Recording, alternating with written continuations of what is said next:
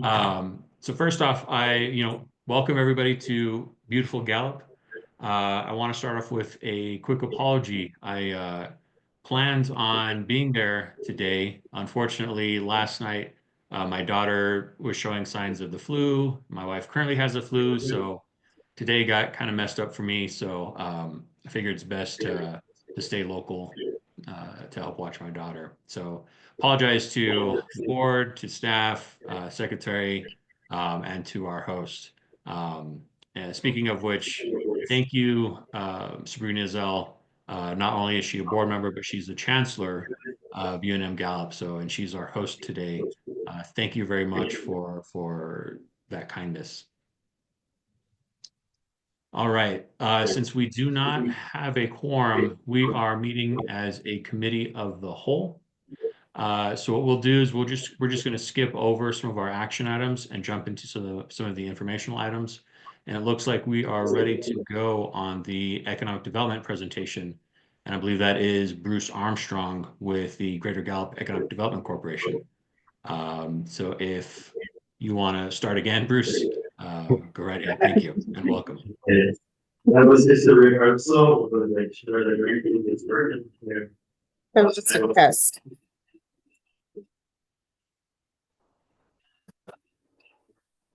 Here, representing Greater Gallup Economic Development Corporation, development manager. We work with Patty Lodeson, who wears a hat both as executive director of Greater Gallup Economic Development, GGEDC. They're rolling that off in time and quickly as it's going.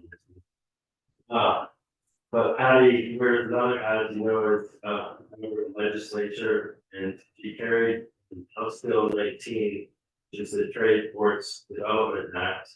And it passed. Somehow it made it through with the last 50 minutes of the session through this through. It's going to be a big boost for our trade port development, as well as trade ports elsewhere in the state, in Bernalillo County, and in the areas of port of entry that help build all of this, and hoping that you go to trade shows, we can talk about trade port in Mexico. It's really getting down to different pieces, and they're not necessarily going to be competition with each other. Parks, we have a number of niche areas. We're not going to be a containerized port. There will be some containers moving in. That's not really good. But GTADC has been around since 2012, and we're a private nonprofit contract with the city of Gallup and Kinley County to provide economic development services. And we have a mission to work with our partners and build on our strategic assets, which is primarily transportation with Interstate 40 and the BNSF Southern Paris Con. We have been working since 2016 with the Gallup Land Partners to build the Gallup Energy Logistics Park. And so, and along with that, we have 5-mile long highway, which is one of the nicest highways in the state of New Mexico that many of you may not have heard of, but Carbon Coal Road is the heart of our trade port plan. Next. So as I said, I'm not speaking specifically to the workforce plans that we have. We are a traditional economic development organization. We have 2 core programs, which are business retention and expansion, which has been my primary area of focus. We're helping existing businesses to challenges and to take advantage of opportunities. As a result of our BRE program, we're hearing from our industrial partners that they couldn't get the workforce they needed, and that goes back well before COVID. And so we started a industrial workforce program here with a pilot project offering 12-week classes to get people up to the level in the trades where they can be hired on and meet some workforce for our industrial partners. We've since transitioned that program over to the Southwest Indian Foundation, and it's known as the Industrial Workforce Program. So, when we talk as economic developers, we need to make a value proposition about what makes sense to attract companies and recruit companies to Gallup. Why would a company want to fund? So the value proposition is built around these areas that we've been working on, starting with the state-of-the-art heavy haul multi-use truck route. That's Carbon Road, which connects Delta Park with Interstate 40 and 491, the primary north-south route that goes up to the Four Corners area at Farmington. Along with that, we've been working to develop hydrogen in the area. With in Pruitt, there's a retired coal plant that we hope is going to open up. There's a hydrogen fuel power plant. But along with that, we've looked at developing an industrial park that's going to take advantage of hydrogen uses, whether that's low cost electricity or if they need hydrogen in their operation, typically for heat, if you're doing kind of advanced metal manufacturing, things like that. You can't get the heat you need with solar energy by itself. We've worked on 3 industrial parks. The McKinley County Industrial Park is now becoming a business park. We have a video that shows all of the assets along Carbon Road. And with that business park, we are looking for headquarters for companies.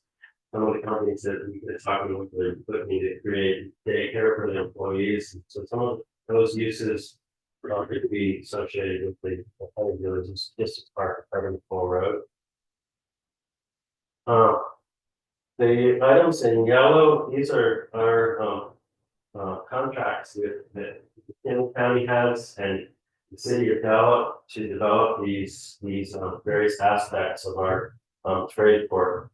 And the one that we're particularly excited about that seems like it's going to get on the ground the soonest is an autonomous testing proving ground for cars and trucks.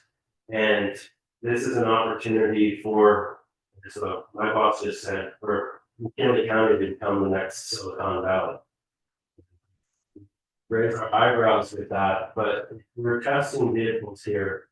It's not likely the current Silicon Valley is the Detroit auto producers in Silicon Valley. But if they're bringing their cars out here to test them, it's likely that they're going to not send them back to Silicon Valley for upgrades. But if those upgrades can happen here, and as well as all the sensors and all the technology that's going to go into it. Our special niche is going to be for testing autonomous vehicles, make sure that they're safe and they're going to be configured in new kinds of ways. What does a new fire truck look like if it doesn't happen very quickly? Its primary function is going to be to carry water and possibly have a like that for drones and a lot of events. You're going to see those changes and create those opportunities here in Gallup.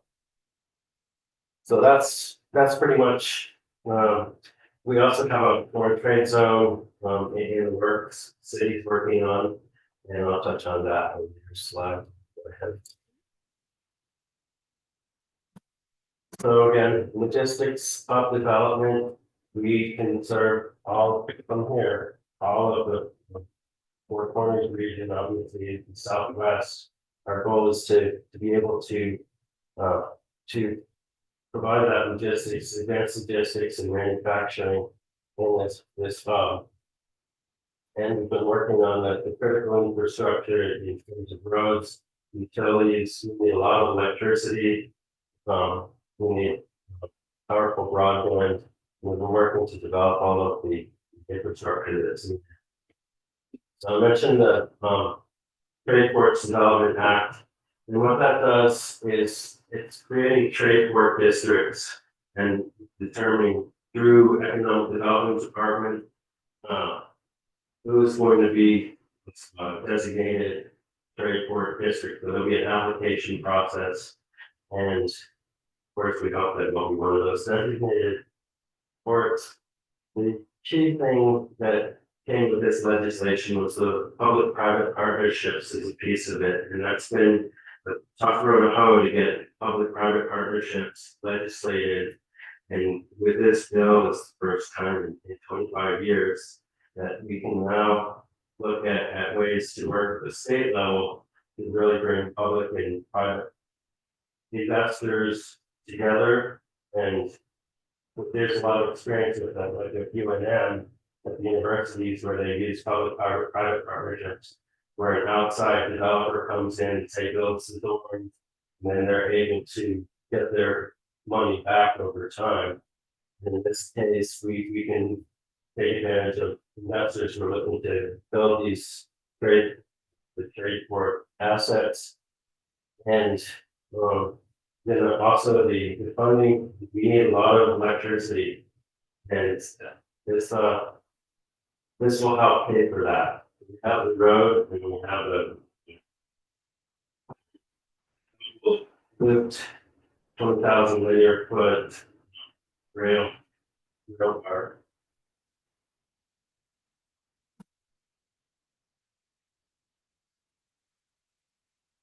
So a big piece of this moving forward was to get City of Gallup to annex this area. I'll show the map here in a second. That happened in December, and what that does is Gallup has its own utilities, and so Gallup can bring the electricity, water, wastewater, and develop that project. But with the annexation that took place, City of Gallup has effectively almost doubled in size in terms of its land mass. And I think that when the trade port really kicks in, that we're going to see a lot of jobs and possible doubling of the population as well in 10 years. Was that too soon? So I'm going to try to run this video, which has been causing some headache. We have a workaround. It doesn't go the way it's supposed to.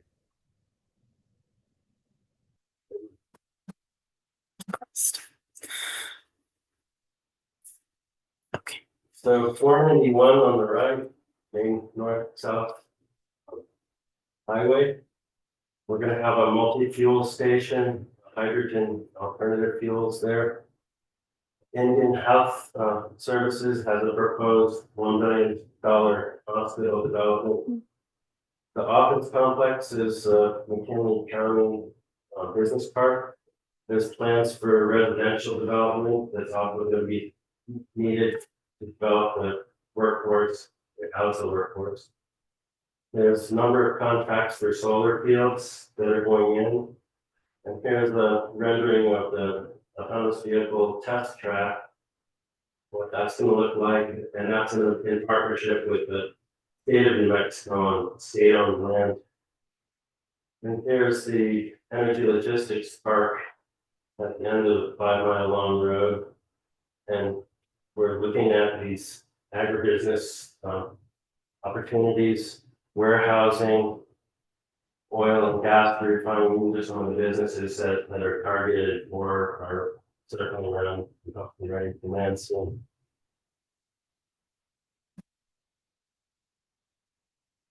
And we're partnering with BNSF. We're going to be developing a yard to repair their rail cars. And I've been working on trying to get cold storage and freezing storage here. That's going to, I want that to tie in with BNSF, how they move cold foods and frozen foods. Problem with that those cars can get serviced here in Gallup and Harvard. It loses its freezer capacity. They can unload that into our freezer storage. A lot of pieces that interconnect, and we're trying to take advantage of these specific niches in our transportation assets that will really put Gallup and New Mexico on the map in a big way. And people have taken notice. There were some folks that looked at Carvey Bowl Road when it first went in and built to handle 1,000 trucks a day. They called it Representative Lundstrom's Road to Nowhere. We heard that, but it's really a road to somewhere, but it's a road to all of this. And we're seeing it happen and talk to businesses that looking at sites, they're coming and talking to us and they say, if the point of that road isn't taking site. That road allows truck traffic, bypass the city of Gallup, it doesn't get hung up away from the trains. At the stoplight, and some of the things that happen. So it's exciting times here, and next, I think that's it. Oh no, go ahead. That's the video. Just go to the next slide. There we go.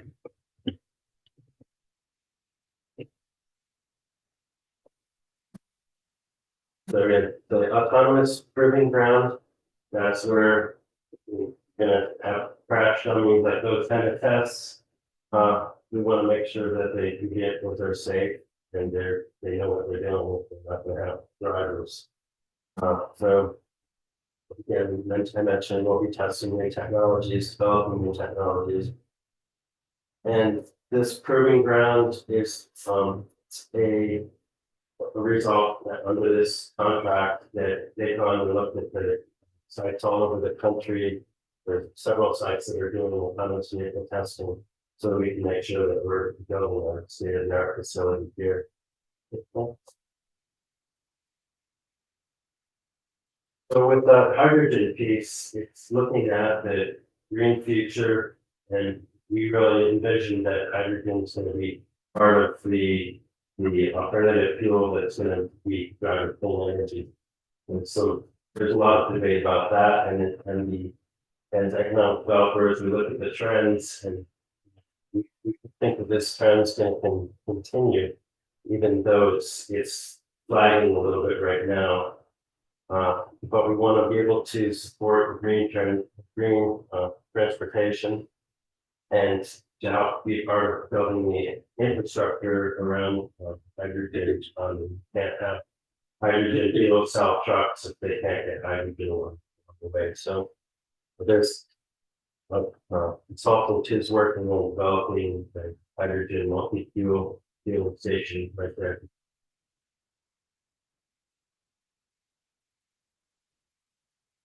Our city of Gallup has recently joined the Foreign Trade Zone National Association.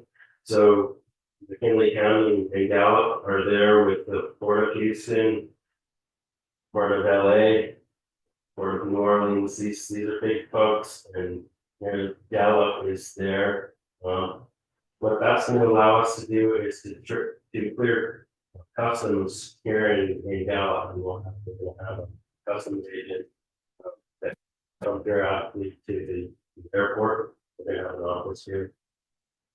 There's benefits for tariffs and for manufacturing that a company can bring their materials, their raw supplies, whatever they develop here, they won't pay taxes, but leaves the foreign trade zone if it's only in the United States. If it's leaving the country, they can manufacture here without paying taxes. So that's a big benefit for us. And it's a benefit for companies that we have Mexican owned company can store materials and work around the tariffs. They're look at how to make that work for our international company as well. So this is what we've got going. It's transportation, logistics, and warehousing, advanced manufacturing, and really trying to get to the state of the art of autonomous technology. And we're making that happen here. So it's with the HB19 that passed, we're going to have a big lift now to start taking this to the next level. And it's really been about getting the infrastructure into the park. That's taken a long time, but it's happening slowly. And with economic development, it's a long-term game. We don't often see, a big home run with a company landing and bringing all the jobs we want. But we're talking with a lot of people, and there's a lot of interest in this area. I think that excellency in food and manufacturing. So, I'll take any questions you might have.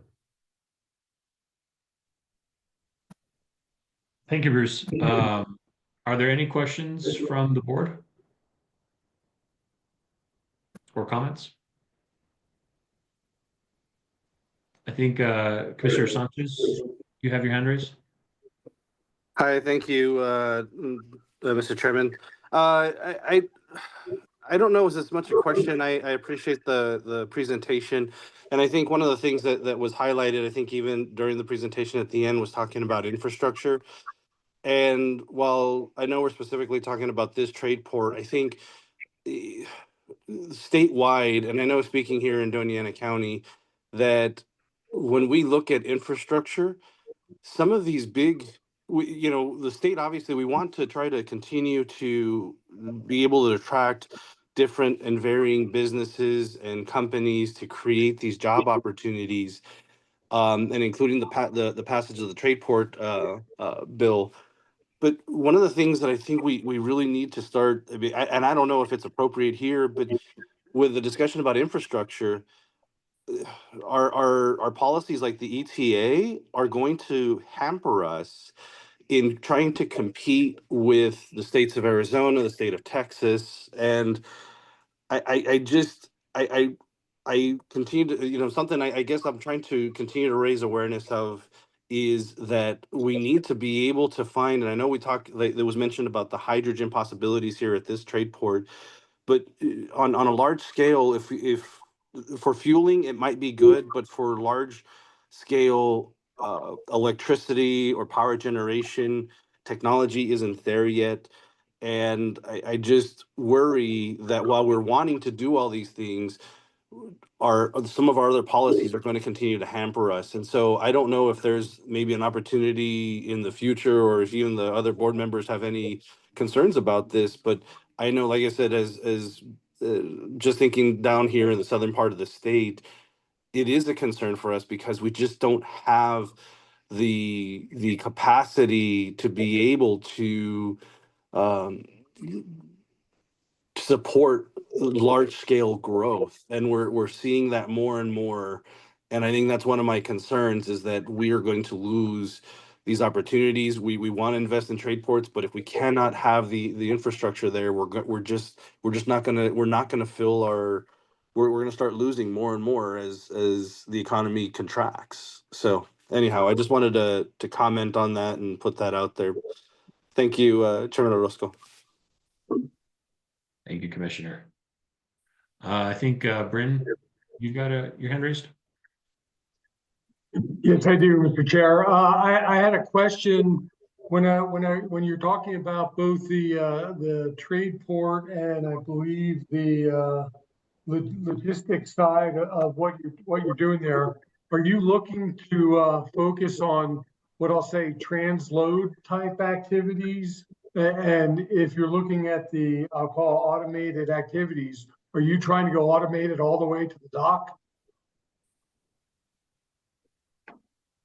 Yes, it's very much going to be a transload operation. It already is. We have customers that are doing transloading of coal and diesel at the Energy Logistics Park.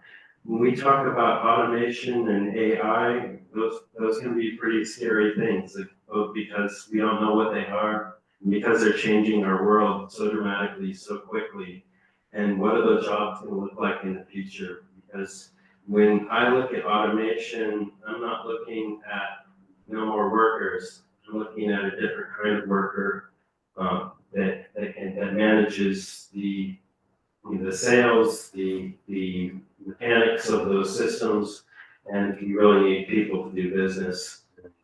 So we've seen where automation can enhance what the company's producing and expand their operations and bring new jobs. But we're going to have to, that's really going to boil down to the companies that we bring in. But we really are, as a economic development organization, about creating jobs in the economic-based sector and bringing money in from outside of the county, outside of the state.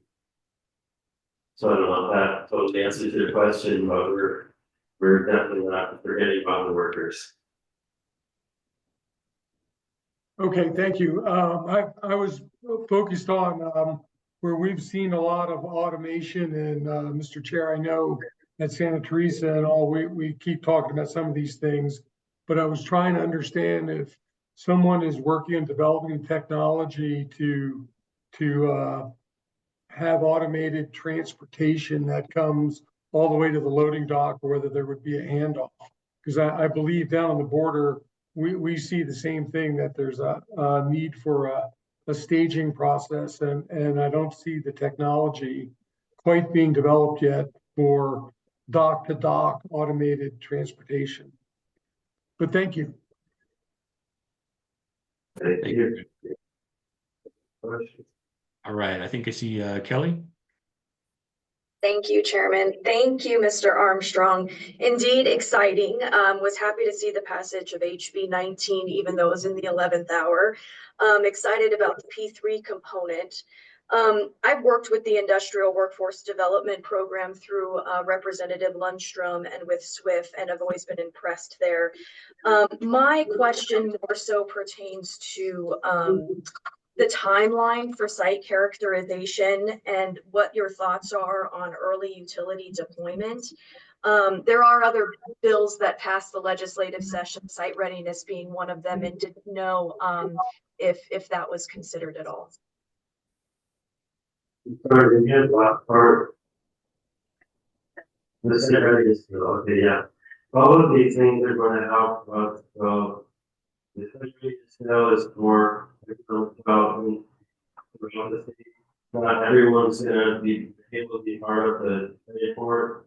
We have access to airport or interstate rail. So not everyone's going to be able to benefit from the airport. So developers around the state and get to benefit from site readiness. So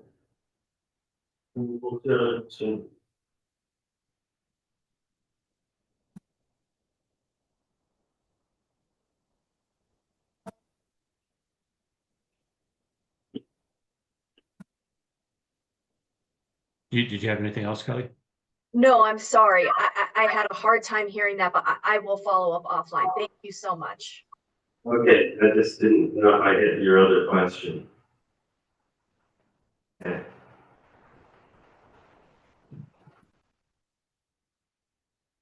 Sounds like I think She asked about the phasing, the timing on this project.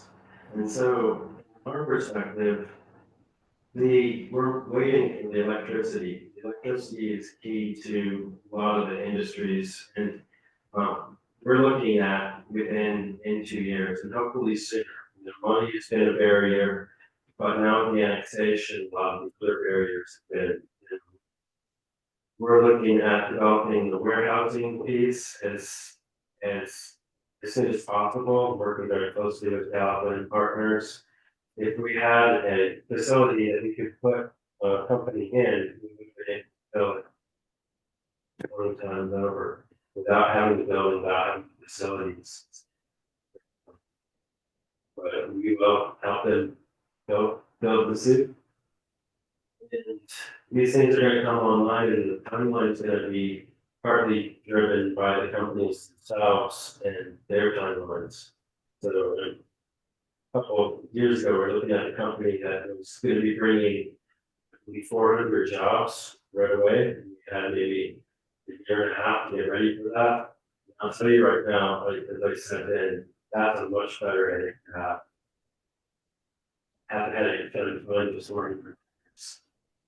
But it's gonna come in bits and pieces, and there's not a clear, long-term time frame, but we're gonna have reports back from all of the consultants, and hopefully better idea how this rolls out. But definitely having funding dedicated to the project really moves us Was that the other part of it? That I did hear. Thank you so much. Thank you. All right, any other questions or comments for Mr. Armstrong? All right, I've got one question.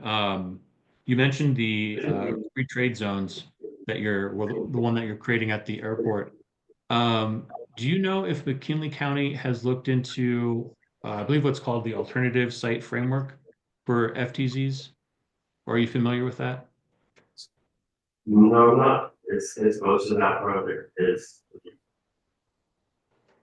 My understanding, and I'm certainly not the expert, but in Doña Ana County, the entire county, well, the county applied for the alternative site framework for foreign trade zones. And basically what that means is the entire county kind of is an FTZ, and it makes it a lot easier for individual sites to become foreign trade zones. And it's become a tool um, in the past few years, and we think it's going to be an even bigger tool going forward with the talk of so many tariffs. So I don't know if anybody in McKinley County is aware or working on that, but that might be something very beneficial for your region. I understood it as there's foreign trade zones and soft zones. Sure, that's exactly what you're talking about as an alternative. But with the soft zone, you'd be going through an existing foreign trade zone that they have it on Earth. But for a variety of reasons, it makes sense for us to have our own zone here. And then that can extend out, it doesn't have to be, I think it's 50 miles, any company manufacturing 50 miles of Gallup would be able to benefit. For the zone. For sure. Okay, well, are there any final questions for Mr. Armstrong? All right. Well, thank you very much, Bruce. Definitely appreciated the presentation and your time today. And I'm very impressed with what you guys have going on and look forward to hearing about the updates. Thank you. Thank you very much. All right. So it looks like we have quorum now. And if that's still the case, I think it is, then I'm going to go ahead and call the full state workforce board development meeting to order.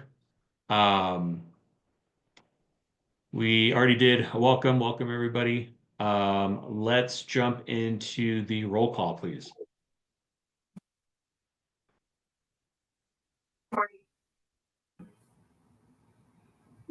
Start with Chair Josh Orozco, Present. Johannes Chibueno, Present. Judith Cooper, Present. Ren Davis, Present. Casey Durant, Present. Becca Estrada, Present. Sabrina Azell,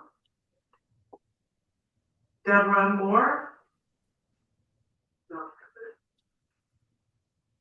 Carlos Romero, Present.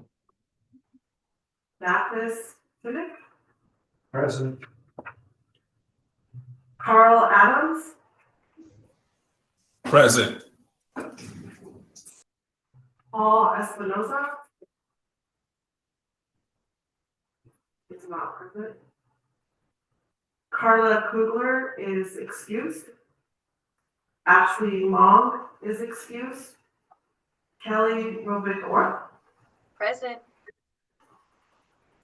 Secretary Nair.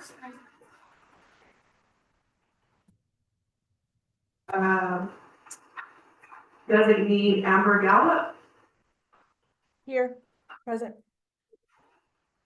and Executive Director Greg Trapp Present. and Commissioner Manuel Sanchez. Present.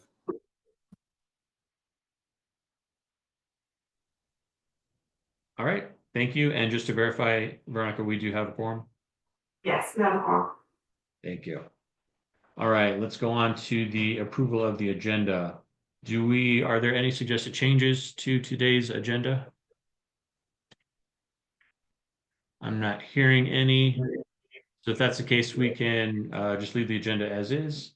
Move on to our next item, which is the approval of the minutes from our meeting back in December 5th, 2024. Has everyone had a chance to review those? And if so, is there a motion to approve? A motion to approve. This is Carl Adams. Second, Carl. Commissioner Sanchez. And thank you, Commissioner Sanchez, with the second. Any discussion or changes on the minutes? Sure, Secretary. Just a couple small changes, under agenda item 6. The report for the vocational rehabilitation program. We have, Department of Vocational Rehabilitation, that should be Division of Vocational Rehabilitation. And where it says James spoke about performance measures for Title IV, to clarify, those were the state performance measures, so not just mentioned for the blind, but both Division of Vocational Rehabilitation and the commission, statewide numbers, so it should be, James spoke about state performance measures, so I recommend adding the word state in there. Thank you, Mr. Trapp. Does anybody else have any changes? Okay, really quickly, since I took the motion and second before we discussed the item, Carl and Commissioner Sanchez, are you okay with amending your motion to include those changes? I am. Yes, I would agree. Yes. All right, thank you. Then if there are no more changes, let's go to a vote. Chair. Yes. Mathis says how. Oh, sorry. Not fair. They make your systems easier in terms of you listed as absent. And item 6, give an update on something.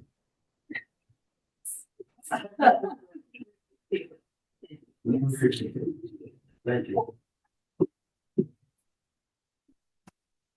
I apologize. I had a hard time hearing that.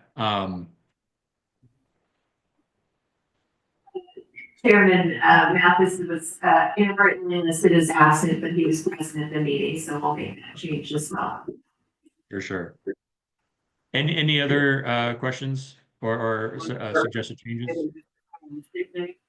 I noticed in the minutes we do include the Zoom meeting information. There's really no reason to include that in the minutes. Okay. Well, then with those additional comments, Carl and Commissioner Sanchez, are you okay with that? Yes, I'm okay Chair. with it. Yes, Chair Orozco. All right, thank you. Well, with that, let's move on to a vote for the approval of the changes to the minutes from our last meeting.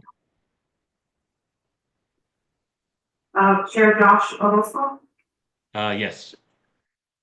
Johannes Chilivio, Yes. Judith Cooper, Yes. Greg Davis, Yes. Casey Durant, Yes. Rebecca Estrada, Yes. Sabrina Azell, Carlos Romero, Yes. Mathis Janik, Yes. Carl Adams, Here. Kelly Robick Orr, Yes.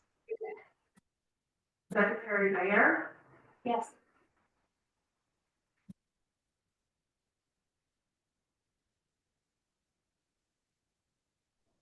All right. So then and with that, Greg the Trapp. stated and approved. Thank you. Yeah.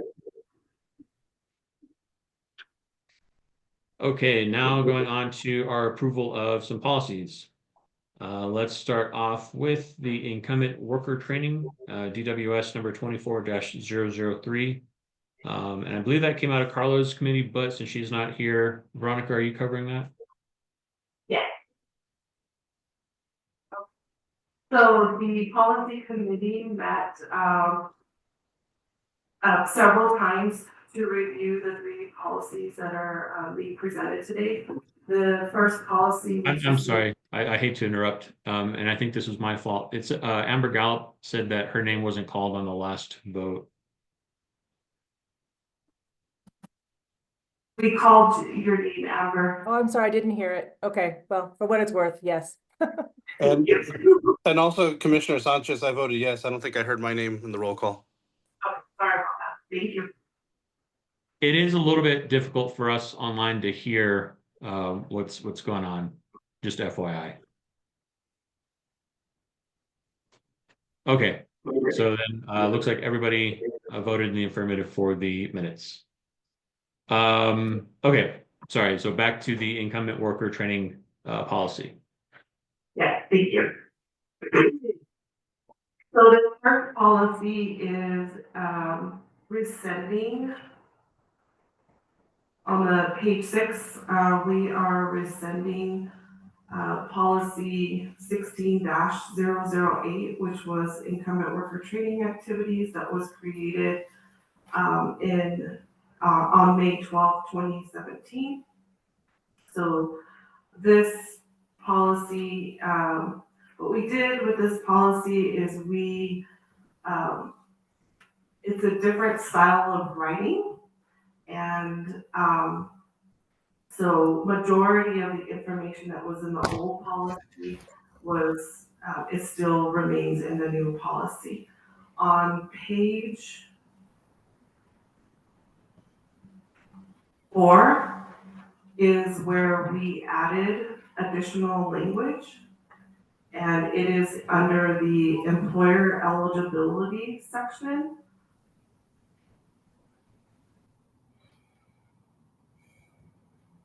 So the language that we added is in number 4 and number 7. Fist. No, it was just.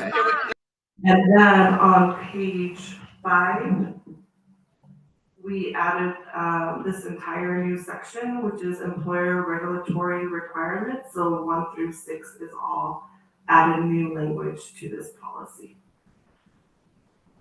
And once we sent out the agenda and the policies, Secretary Nair did review, and she did have some additional comments that she would like to be added. Secretary, would you like me to read those? Okay. So we are going to add some language in there that talks about the priority sectors that are listed in the state plan. So we're going to put language in there that the state plan priority sectors are automatically in-demand sectors. And the determination of whether an industry sector or occupation is in demand in a local area is made in the statewide plan or by the local workforce board as appropriate, using business and labor market projections and statistics. So that language will be added. The second addition is to the employer contribution section, where we talk about the employer size means that the number of employees currently employed at the local operation where the incumbent worker training placements will be made. We are going to change that to talk about an employer with 10 locations, for example, in Albuquerque that have 5 employees in each. So we're going to add some clarity there on that to make sure that it's clear if that employee, if that employer has 50 employees or at 5 at each location. So we'll make clarification on that. And those are the 2 additional recommended edits to the policy after it was sent out. Is there any other changes or recommendations to this policy? I think I see Rebecca, your hand raised. Yeah, thank you, Chair.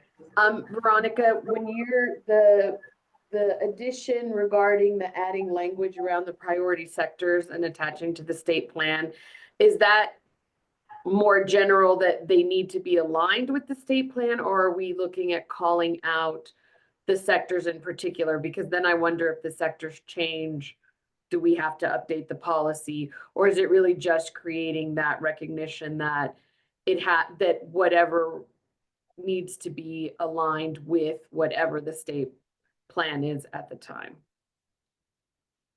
Mr. Chair, Rebecca, this is Sarita. The specific section that I was looking at is on page 4 of 6, and it is item number 7. And in the original policy, it said that the occupation must be in demand as defined by that section and determined by labor market information.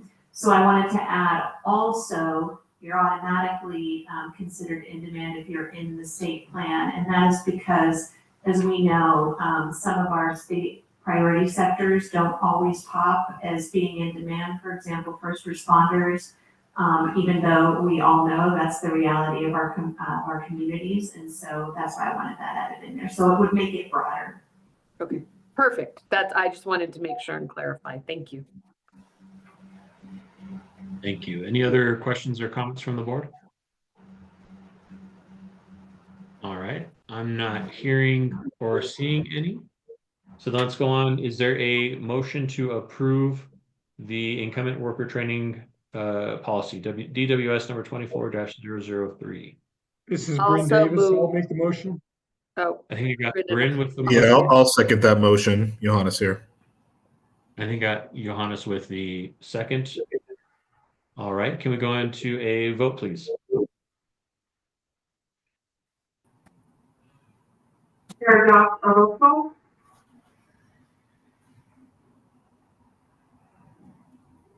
Chair Josh Orozco, Can you guys hear me? Johannes Daly. Or maybe we can't hear you. Can you hear me now, Josh?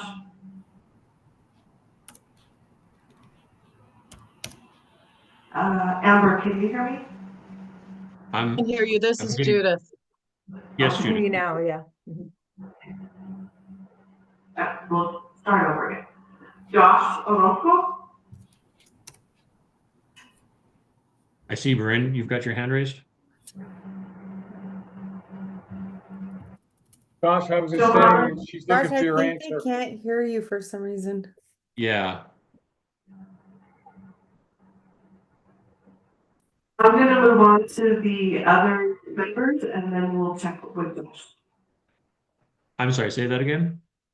Oh, now you hear me, Josh? Yeah, I can kind of hear.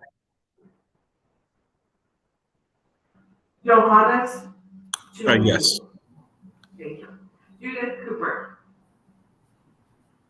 Yes. Bryn Davis, Yes, Casey Durand, Yes. Rebecca Estrada, yes. Sabrina Izal, Carlos Romero, Yes. Mathis Shinnick, Yes. Carl Adams, Yes. Kelly Robick Orth, Yes.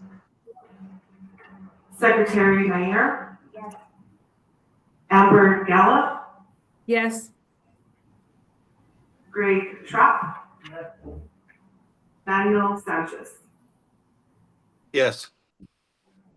Josh Orozco. Yes. All right, thank you. I don't know if there was a quick issue with the connection or what, but it was hard to hear for a second. All right, moving on to the one-stop common identifier, DWS number 24-004 policy. So this is also rescinding a previous policy. We are rescinding workforce guidance letter 16-005, which was created in 2/20 of 2017. So with this policy,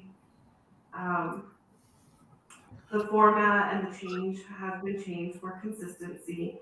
We changed all of the language in there that referred to New Mexico Workforce Connection to our new logo, which is America's Job Center. So you will see that throughout the entire policy. We added more information into the paragraph regarding the goal of the logo, which is in the last page, the last paragraph in the policy section on page 1. Under the policy and procedures section on page 2, we made this paragraph more concise version of the first, with less detail on logo alteration and more effective phrasing, and updated the contact phone number. Under the action requirements timeframe section on page 3, we added specific guidelines on city-based AJC logos, changed the language to mandate new language for all AJC&M locations, including building signage. We added new social media requirements and changed the date for adopting the required rebranding, which is on page 3. On page 4, we added the email signature block guidance. We also added business and card guidance to include the pictured example. The change dates for continued use of materials that were purchased prior to January 2025 used to be March 1 of 2017. On page 5, we added the equal opportunity and non-discrimination statement. We added language to the roles and responsibilities in section 6 and updated the references. So we expanded the regulatory references to ensure compliance with federal and state requirements for one-stop operations. It now includes additional legal and financial guidelines beyond WIOA, particularly related to branding, accessibility, and administrative procedures. Those are all the changes that were made. Are there any questions or any recommended changes or edits? Any questions, suggestions from the board? All right, I am not hearing or seeing any. All right, then with that, is there a motion to approve the one-stop common identifier policy? I'll make a motion. It's Rebecca Estrada. Thank you, Rebecca. Is there a second? I'll second Casey. I'm glad I do. Thank you, Casey. All right, let's go to a roll call vote then, please. Chair Josh Orozco, Yes. Johannes Chimunyu,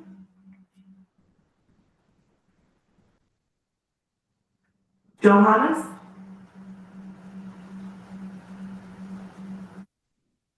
Judith Cooper, Yes.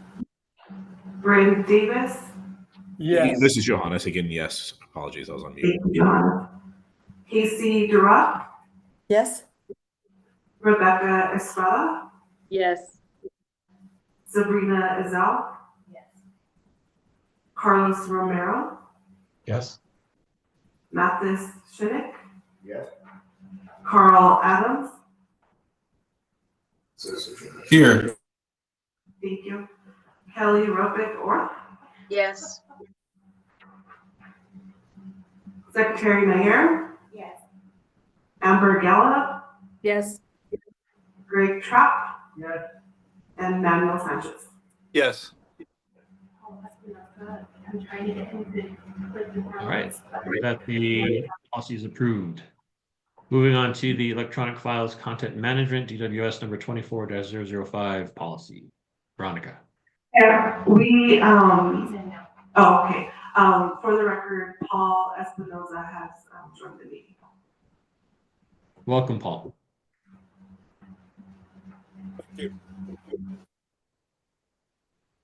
The last of the 3 policies, this is also rescinding the previous state workforce. We actually correctly.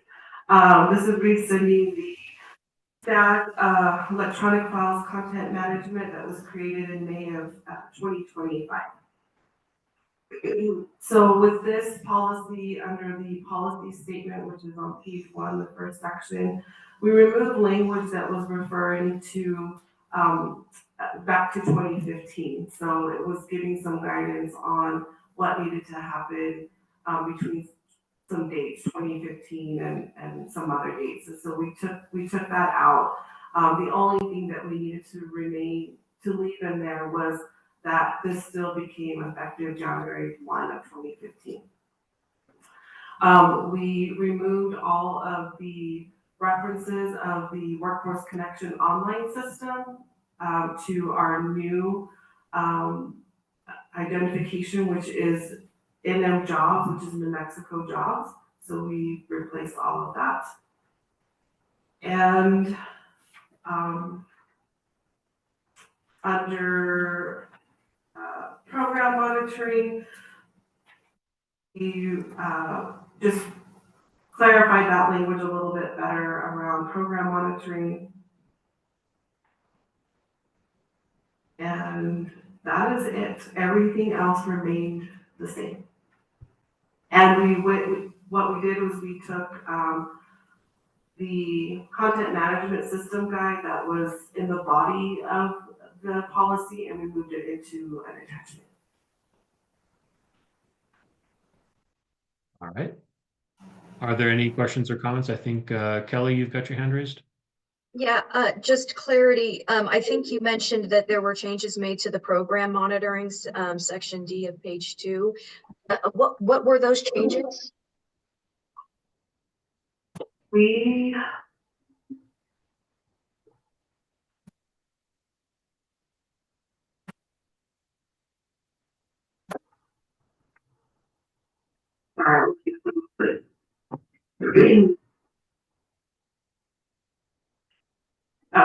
So we added this language: all monitoring and audits will be conducted on the electronic file and supporting documentation stored in the document module and will include periodic reviews and audits and assessments.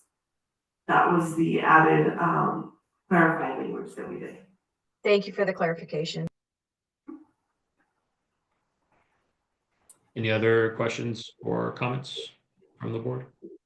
Mr. Chair, I think it's question comment and could be cleared up or whatever. I think one of the reasons we put the content management as an attachment, and correct me if I'm wrong, if we needed to make any corrections to the guide, we didn't have to reapprove the policy.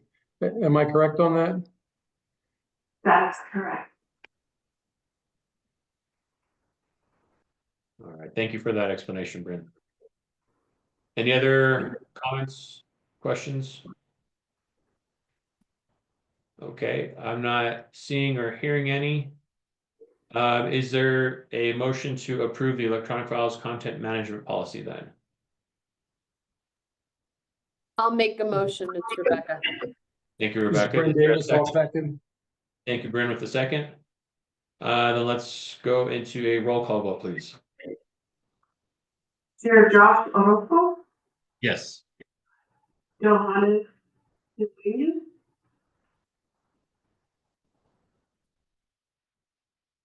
Johannes, are you able to hear us?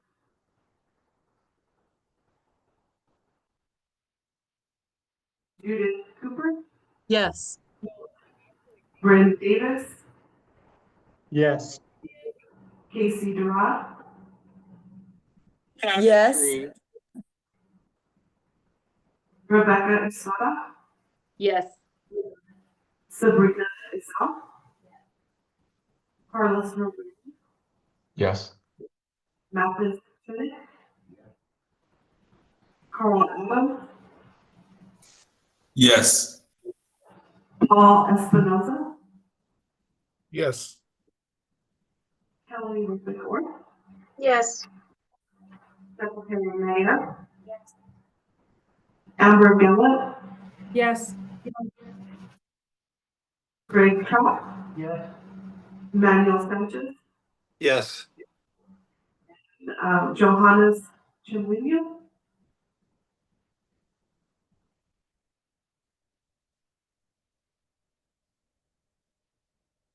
Johannes, He maybe he got caught up with something. Johannes. Yeah, yes. Thank you. Awesome. All right, with that, the electronic files content management policy is approved. That was 3 for 3. Thanks, everybody. All right, moving on to committee updates. We're starting off with the policy committee. Again, since Carla's not here, Bryn, do you want to just give a little explanation of what you guys have been up to, other than the policies we've just gone over? Well, and I want to thank the committee and the staff both. We have been meeting on quite a regular basis, going through these, and we will continue to do so. We've been working on as a priority list, working our way through these things, and I think we're having great success. I believe we've got a couple more lined up for the next queue for the next meeting. Are there any questions for Bryn? All right. Well, thanks, Bryn. Thank you again for all of your hard work. Well, thanks to the staff. They have equally spent a tremendous amount of time slogging through this with us, as well as the board members and leadership to make this work. Absolutely. Thank you. All right, now moving on to our business engagement committee. Mathis. Just checking, you can all hear me on this? Kind of, yeah. Okay. All right. Running as quick as so we were consistent in our bi-weekly meetings at the start of the year, January, February, with the session and some other activity going on in March. We ended up canceling the 2 meetings in March, and we picked up again here in April. We've had a core group of participants, and our discussions have been quite lively. We've got an agenda for next week that includes some presentations from DWS on the budget proposals, as well as a couple of corporates that have agreed to come in and talk about their work planning steps. So we're making progress. I would say one thing that I have been a participant in, and I encourage everybody to do so, is Tracy Bryan's weekly sessions. She had to cancel the one on Friday because of the poor attendance, but has rescheduled it.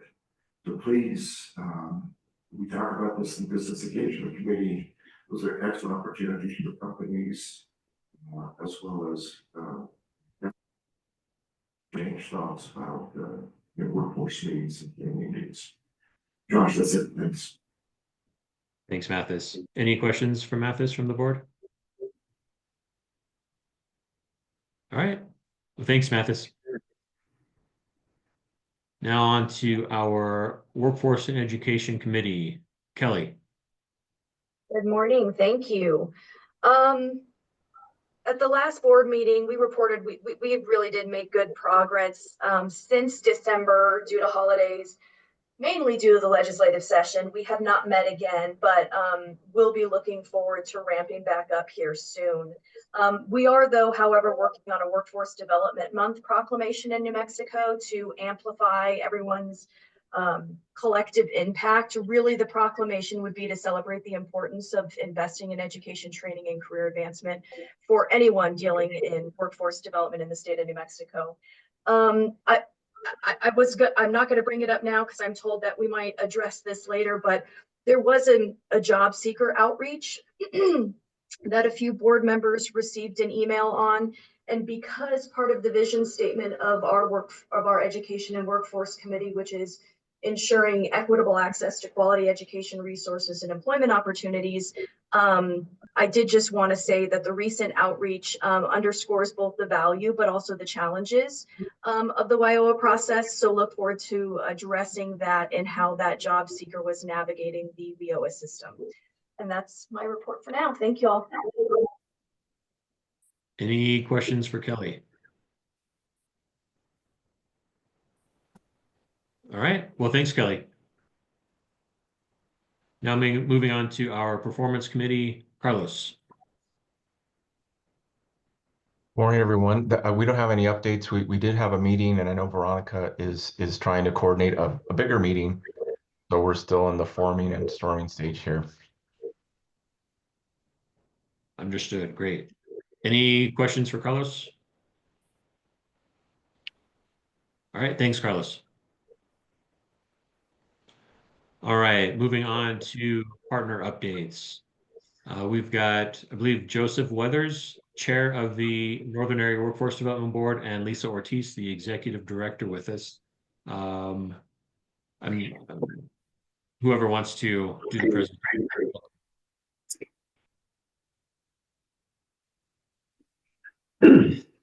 Thank you, Chair. I'm Joseph Weathers. I'm the board chair of the Northern Board. We're very grateful that you're giving us the opportunity. We're honored to present our local plan today. Before we do that, I'd like to recognize Secretary Nair. I'm from Mora County. As you know, we were devastated by the fires back in 2022. Riadocio devastated by fires. Secretary Nair was out there on the ground in person. When you hear a presentation from the secretary that goes out there and works hard like that, I honor you and thank you. Please, if everyone could join me in honoring this great secretary. We've seen secretaries come and go in the governor's cabinet. It's an honor that we have a pillar like you representing the governor. Thank you. I'd like to introduce Lisa Ortiz and Barney Trujillo, our operations manager, and they will be presented today. Thank you. Thank you, sure. Good morning, everybody, and thank you for having us here today. Go to the next. It takes a second, so just bear with me.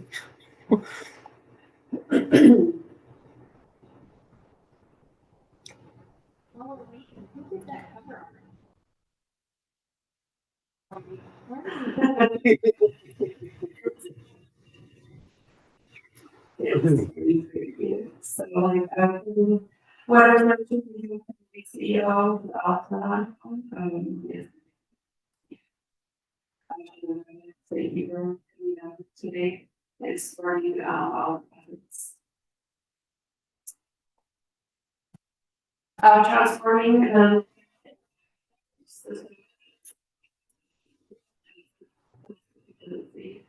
they're expanding the of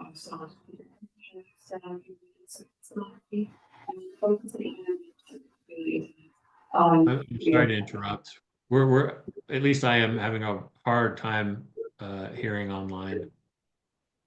Can you hear me better? Another mic that we have available. I'm having a hard time too.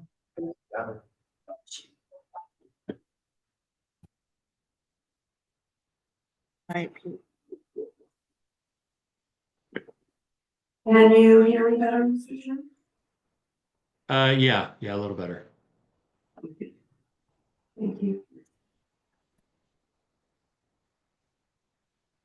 Strategic needs, the support safety and infrastructure, your cooperation with all treaties and utility sectors, your address the challenges and some infrastructure. You know, I cannot hear well enough to follow.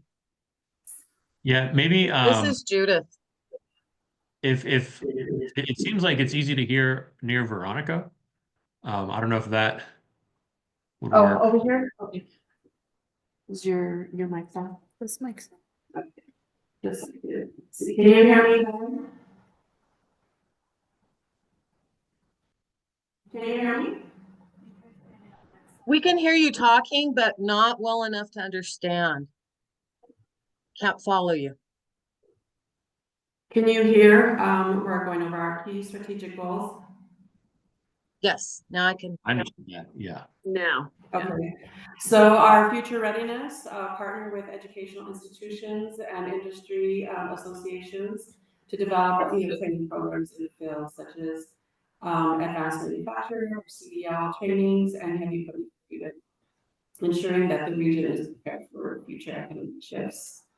Increasing labor force participation, engaging disengaged population, including rural residents, and individuals with disabilities through collaboration with social service agencies,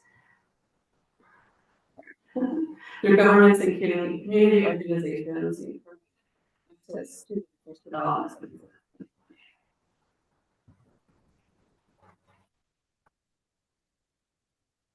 Our top goal strategies, employer engagement, job fair, done, collaboration with education,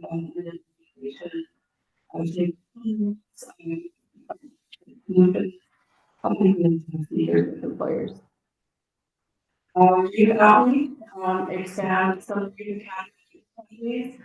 Youth outreach, has been successful every year. We have some youth academies that we kind of reach out to all our schools and do some outreach so that we can get those individuals into our some youth academies. We usually have about 60 to 90 individuals that we enroll into the youth academy so that they can gain these workforce skills. Improving communication and integration becomes coordination and data sharing with the state workforce development, with agencies and education.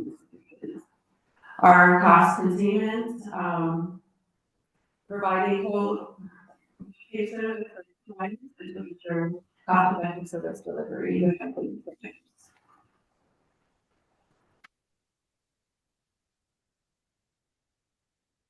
The northern area, 24-25 unemployment rate, as you can see, the county employment rate in 10 communities. You can see that there's an uptick in the 2025 unemployment rate for all 10 counties. And our key industries by county for Q1 for 25, as you can see in all of our counties, the highest you'll see is our healthcare, CDL training, heavy equipment operator, and retail.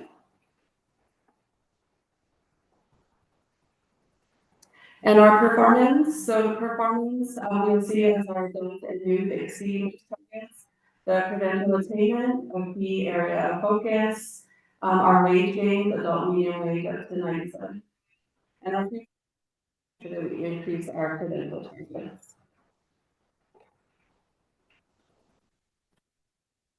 So our key challenges in meeting local performance goals are credential attainment, participant-based barriers, complete certification programs. We need to increase, access to structured, flexible training options, employment and wage growth.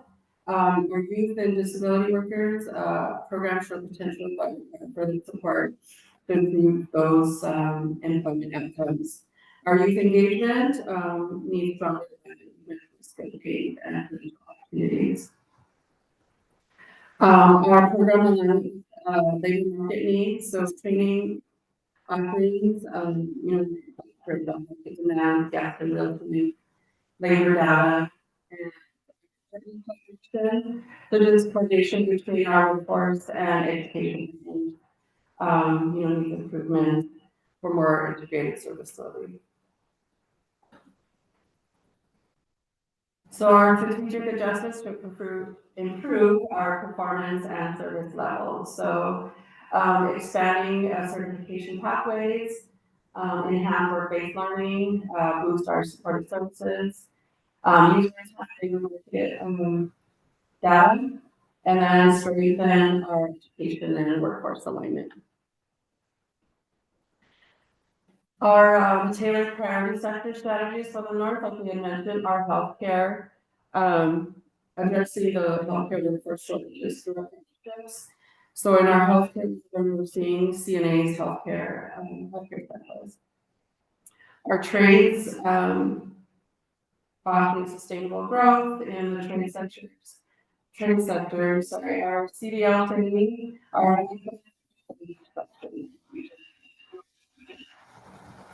and our information technology with cybersecurity, our network specialists, and broadband.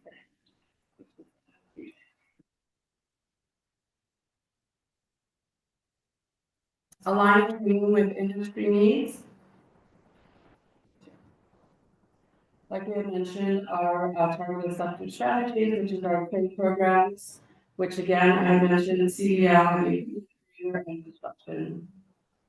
Healthcare pathways, we have our scientific nursing program and San College nursing program. Industrial workforce, CCER, and certification with Southwest Indian Foundation, the huge success in Gallup and Pennsylvania. And our public safety training, management training with police and city of Espanola, and also Farmington as well. It's been a huge success. Our responsive workforce strategies, engaging businesses of all types, tailored workforce services, design training aligned with employer demand via partnerships, expanding our on-job training, income training, and customized training, and strengthen our foundational skills using with the education partners.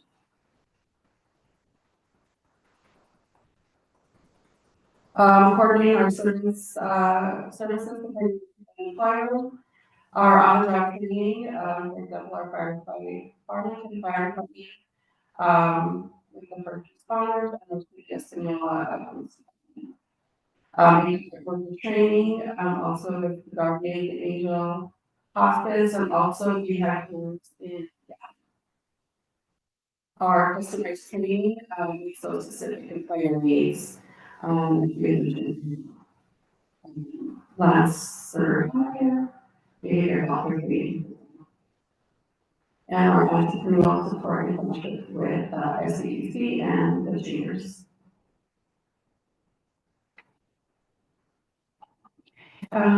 We also have our WIOA implementation highlights. Our Human Black Power program is a huge success. We actually have out-of-school youth enrolled. They provide activities for development in the Texas area. Our new collar network 3D training was done in community college. That's a 12-week boot camp. We previously had a successful cohort this year. Our San Juan College medical assistant that's been a huge success. And our CDL training in Rio Grande County with 10 employees, with the training and some readiness. And then also is so we have is with New Mexico Productions, and we had 4 weeks in the past couple of years. So our first one was with the 3 facilities. We done 2 cohorts, training those 3 years. And we have 3 cohorts Turkey. We have a waiting list of individuals in staff trying to get into the college. So planning for that to continue and to those individuals. And also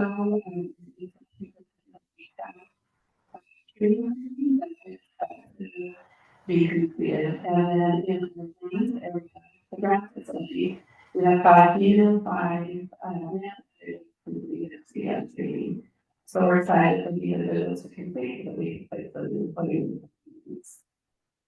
And then also we have our unit therapy that's been a huge impact. Our regional partnerships and programs, with greater value partnership with the Raleigh Innovation Career Training and Synergy. The good talent with the Women CEO Community Development, Real Industry Training, and our talent insight strategy that we had last year with our Northern that was a huge success, bringing in regional leaders to have a panel of conversation leaders in the community.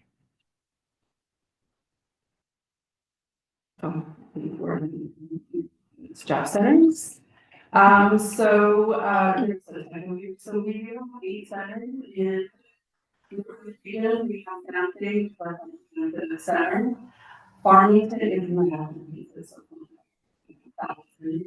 Yeah, that's pretty well off Vegas, Grand.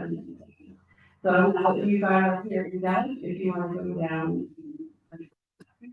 you can go to our business centers and stay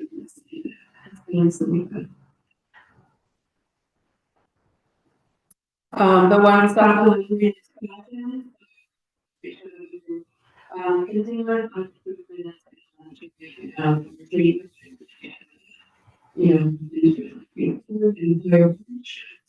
integrated services, educational rehabilitation, and advancement of our documents, youth initiatives, and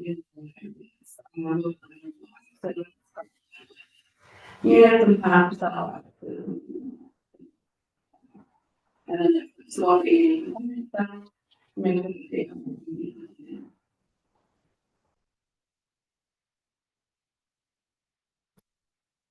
our core marketing contribution, so we have Title 3 is unemployment,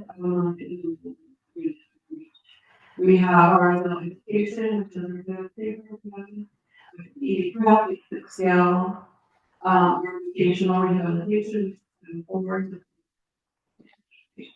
education, and ADA compliance support. Basically, support services,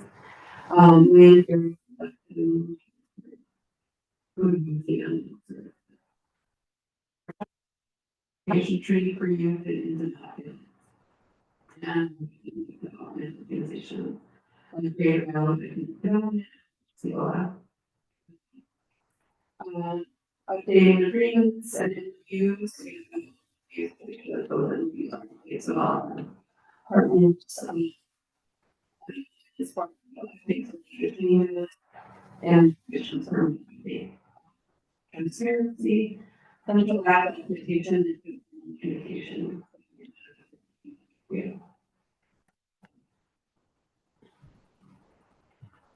Alignment states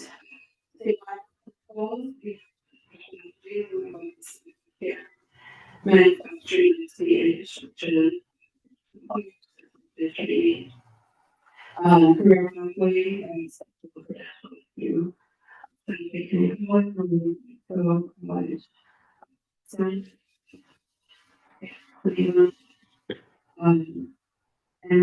so grants and the student grants. Okay. I do write it in these stuff. But there's still a few that can't hear you. They can't. Okay. Let me just walk through from the mic here. You want to sit on this side? Stand on this side, maybe? Okay. So I can make sure I'm not. Come stand on this side, and then we can look at what's screen too. Okay. So we have our workforce and economic development alignment. Alignment workforce strategies with economic goals through our regional planning and collaboration. Our partner with Greater Gallup Economic Development, Cibola Community Economic Development, our North Central New Mexico Economic Development, and our Chamber of Commerce. Support key sectors, which is our healthcare, energy, construction, trades, IT, and our clean energy. Expand programs linked to infrastructure, broadband, and high growth industries.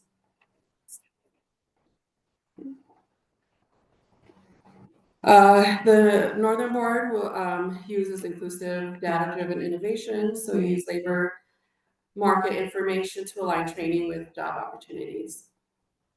The previous slide. There you go. And then expansion of WIN services to address food, childcare, and transport barriers. Also inclusive outreach with our fall education enrollment drive and spring education and enrollment drive. Real-time tracking of performance metrics and our skills gain.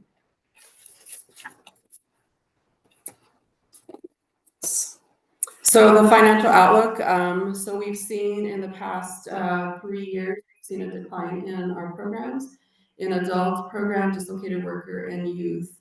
But we've continued to serve our participants in our communities and make sure they're receiving those services here, even though with the reduction of our allotments in the past few years.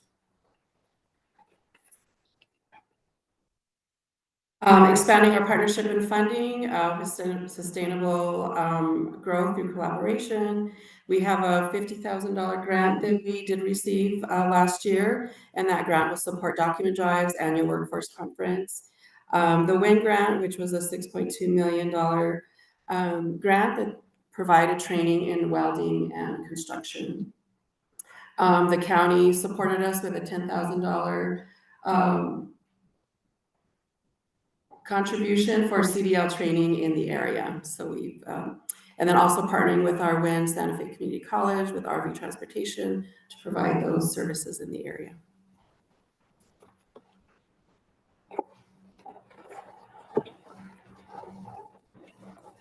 The path to performance, the Northern strategic actions, so our strategic alignment, stakeholder engagement, performance and continuous improvement, capacity building, our innovative service delivery, being fiscal responsible with the funds that we are received, and making sure that we are getting that out into our communities and serving those individuals, and equity and access.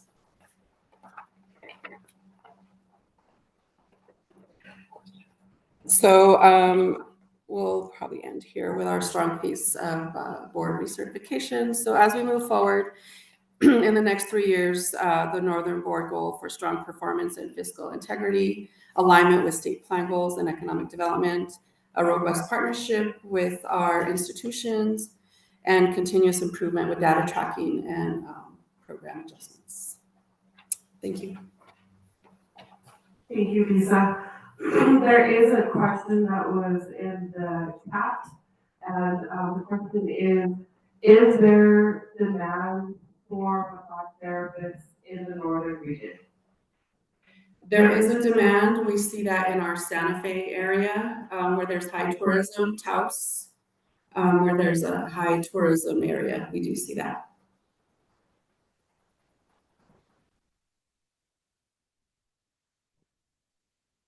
Thank you, Lisa. Are there any questions from the board?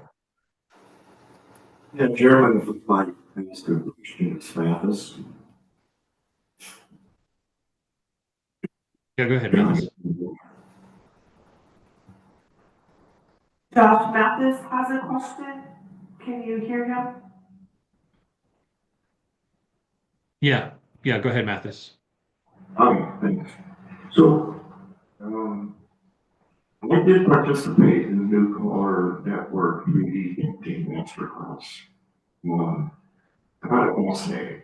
And you highlighted the two things in there that I think could be built out. One is the CAD/CAM design software, which is very relevant for all kinds of applications in various industries. So it's not just for but design.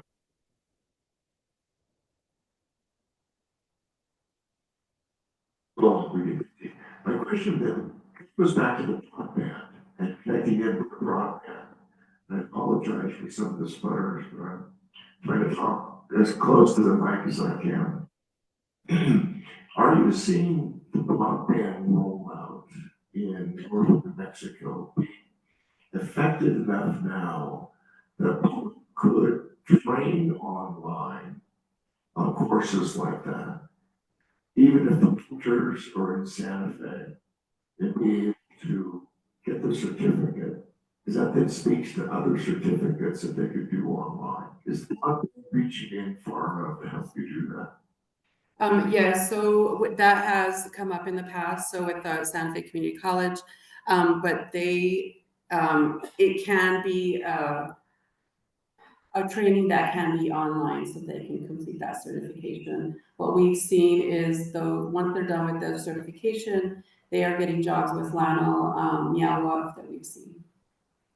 So one thing would help this engagement committee is we look for cases, success cases, examples of individuals that have gone through training that have been able to go on into the workforce.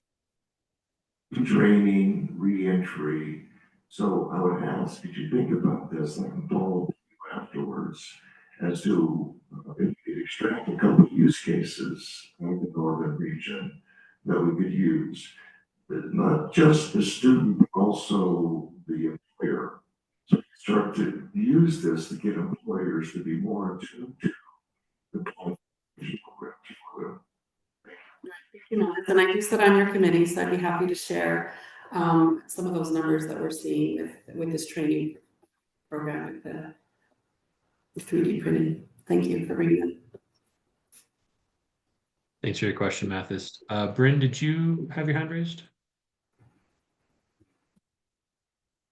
Yes, Mr. Chair, I did. I just had a quick question, and I'm assuming the answer is yes, but where you were showing the full service locations versus the satellite locations, I'm assuming that there is some mechanism, if you're at a satellite process, to be able to engage with the full service side of the house.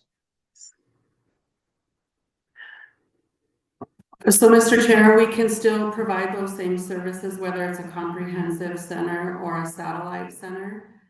Those services can still be served to the participant that come into our America's Job Centers.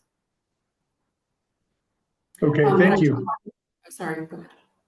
Well, I assumed that there was a mechanism to make that happen, although you had identified the different capabilities of locations. Yes, and Mr. Chair, what I wanted to add, which I didn't, we are the satellite, the pilot board to start the Unitas platform, which is a referral system. So we're excited to pilot Santa Fe and Espanola so that those referrals can get out to our partners and make sure that we're receiving those referrals and getting those referrals out. There's a tracking mechanism. So we're excited to pilot that platform, and I think it's going to be very helpful for all of us. Thank you. Thank you, Bryn. Any other questions or comments from the board? All right, I'm not hearing or seeing any. So Lisa, thank you very much. Both you and Joseph, thank you. I apologize for all the technical difficulties, but thanks for hanging in there with us. Chair, sorry, I didn't jump off the Zoom, the mute fast enough. I did want to note, I happen to sit on the Northern Area Local Workforce Development Board. And I think the other thing, along with what you saw in the presentation, we have recently onboarded new service providers through our regular RFP processes. And I think that while we're still early in some of that work, you're going to find that those new service providers are also, they've hit the ground running. And I think we've seen increased outreach, particularly in the youth and rural areas. So I think by this time next year, we're optimistic that we're really, some of those targets that you heard Lisa talk about, you know, we're optimistic that we're really going to hopefully see some real improvement, particularly in the youth area. Thank you for pointing that out, Rebecca. All right, Moving on to the next section, we already had Bruce Armstrong for the economic development presentation, so we will skip over that. Moving on to our community partner presentation, I believe we've got Roberta Roberts. She is the director of, and I apologize if I pronounce this incorrectly, the Hatsui Community Center. Welcome. And Mr. Chair, if you don't mind, this is Sarita, if I could just tee this up real quick. So thank you so much, Roberta and colleagues, for being here. We met through the Workforce Equity Initiative, which is a Kellogg-funded program that brings a lot of different community organizations to the table to help all of us understand each other's challenges. And when I met Roberta briefly at the Capitol, and she started to explain to me their perspective from where they sit in the Shade Springs community here in the Navajo Nation, I thought this would be really valuable for our board to be able to hear some of these challenges. And so I know we're going to go over time, and we're no longer in the part of the meeting that needs more, but I really appreciate it if you could stick around to hear this, because it's going to be really valuable input for us all. Thank you. Thank you, Secretary. Yeah, to chamber what did you need to change the chamber to chamber that should not welcome and thank you for the opportunity. My name is Roberta Woods, and I'm being very humbled to be here. Mr. Chair and members of the board, secretary, thank you so much. Shout out to Mr. Veronica and to the guests in the room. Welcome to the Gallup. And I want to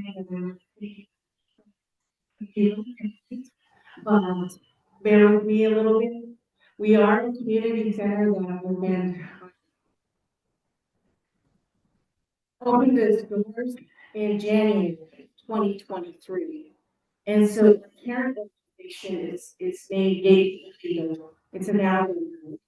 And we also do business as now COVID-19 relief organization. We started in 2020 as a direct for PPEs and food and supplies for communities across the Navajo Nation and Hopi Nation because, you know, of the pandemic and everyone their challenges.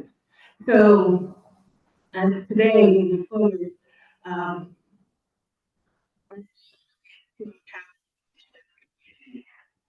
and our vision and our mission is listed here. We want to empower and connect people with fortitude to overcome challenges through outreach and aid, which is a principle of self-reliance and a principle of social connection and interrelatedness. In our culture, every living being is to be respected.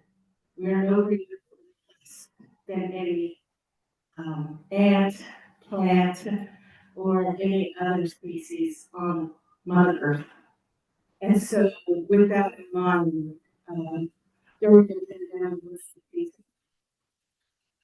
the changes evolved with the years.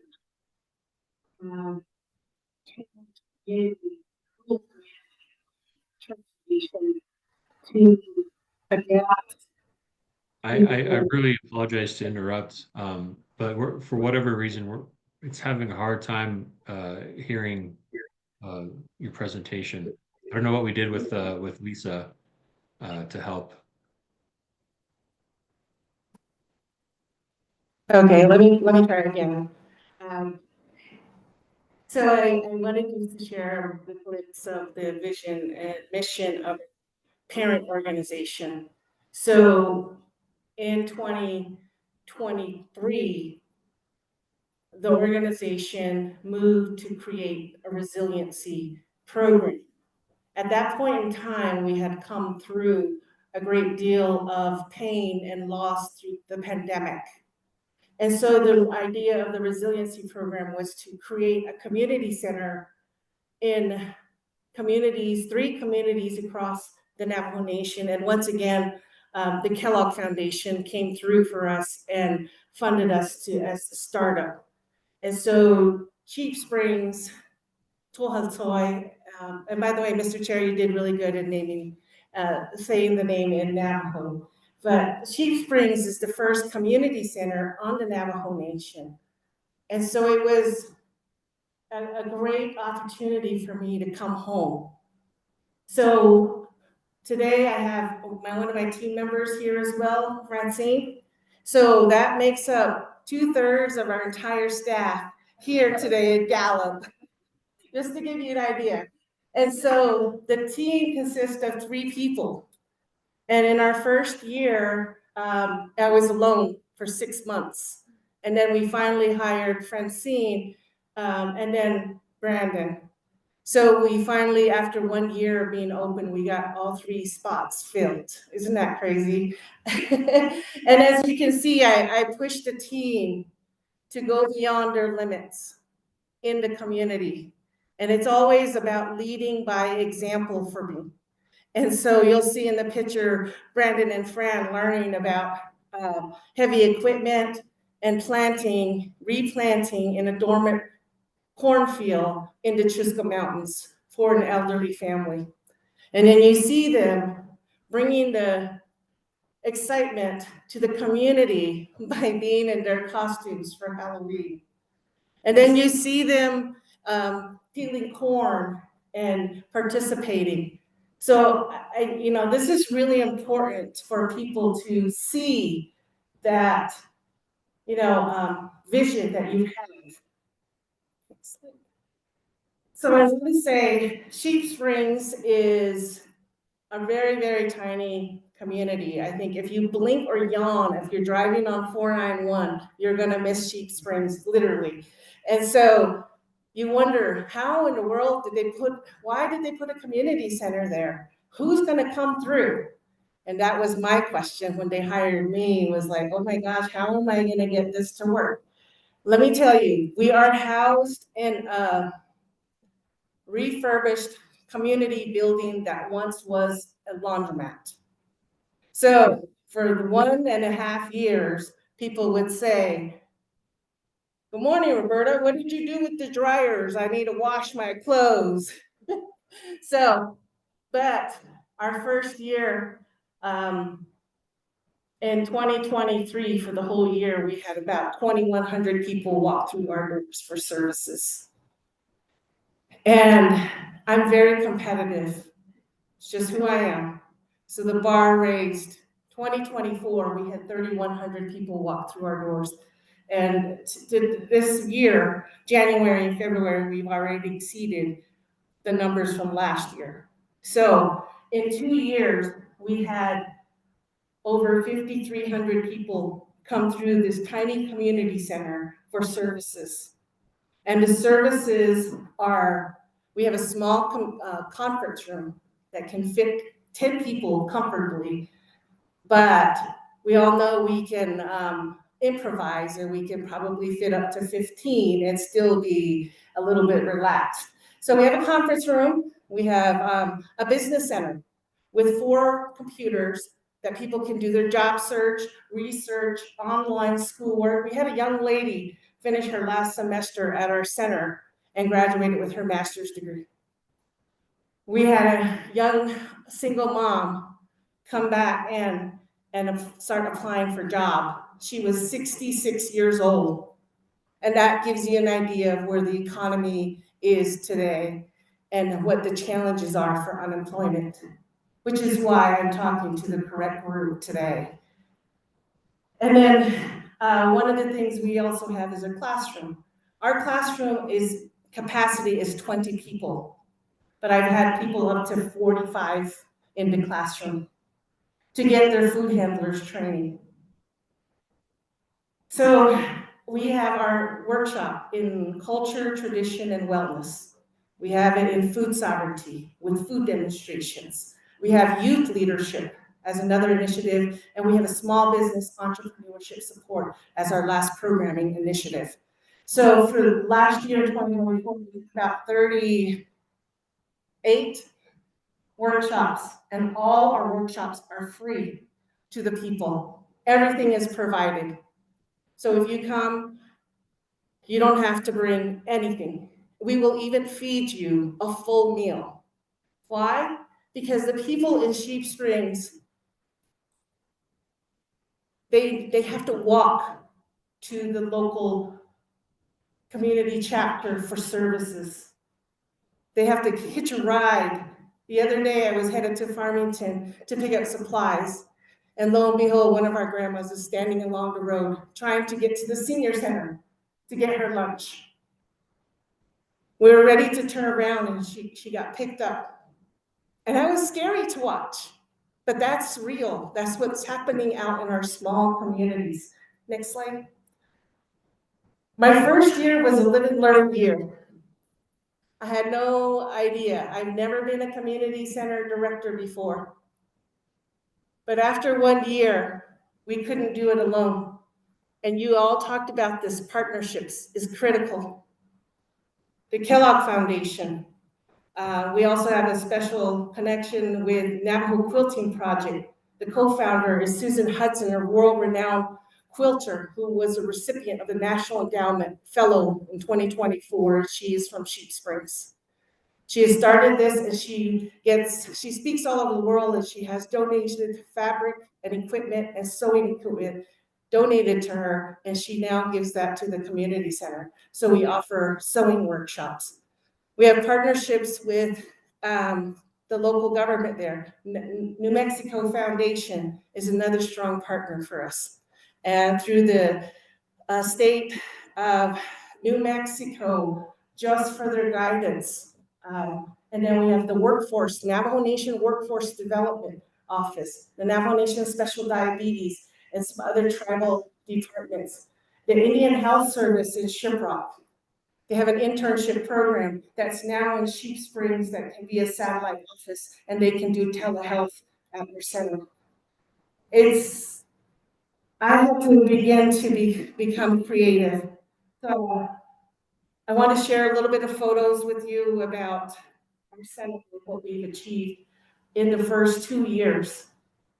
We have workshop and training. There's probably about 11 or 12 full-time positions in Sheep Springs.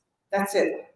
We have 747 registered voters, adults. So if you take times that times 3, maybe per household, we have about 2,100 people scattered all over into the Chisca Mountains and east of Highway 491.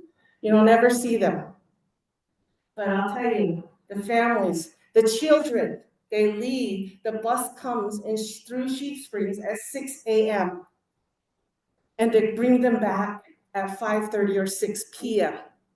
That's the children, that's the babies, that's the grandkids.